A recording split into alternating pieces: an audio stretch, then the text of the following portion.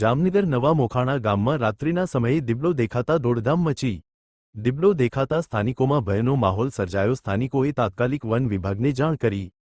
જાણ મળતા જ વન વિભાગની ટીમ મોડી રાત્રે સ્થળ પર પહોંચી નવા મોખાણા અને આસપાસના વિસ્તારોમાં તપાસ હાથ ધરાઈ। વન વિભાગ દ્વારા દીપડાની શોધખોળ શરૂ કરવામાં આવી। સ્થાનિક આગેવાનો પણ કામગીરીમાં જોડાયા। વન વિભાગ અને સ્થાનિક આગેવાનો સાથે વિવિધ વિસ્તારોની મુલાકાત લેવામાં આવી। દીપડાની હિલચાલ અંગે માહિતી એકત્રિત કરવામાં આવી। લોકોને સાવચેત રહેવા અને એકલા બહાર ન નીકળવા અપીલ કરવામાં આવી। વન વિભાગ દ્વારા સ્થિતિ પર સતત નજર રાખવામાં આવી રહી છે।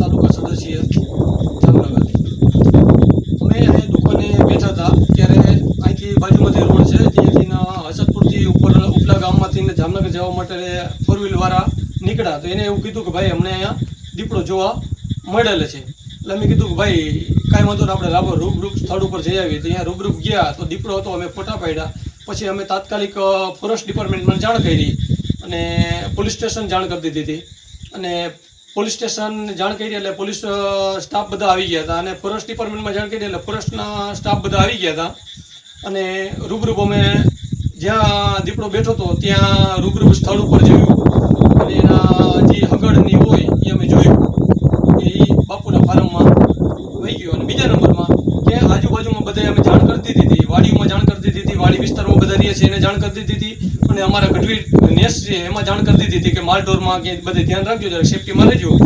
અને અત્યારે બધાને તપાસ કરી અને બધાને જાણ્યું તો ક્યાંય એવું છે નહીં કે નુકસાન કર્યું નથી અને ફોરેસ્ટ ડિપાર્ટમેન્ટમાં એને એવું કહેવાનું છે કે આ માનવ પક્ષી દીપડો નથી, બરાબર છે।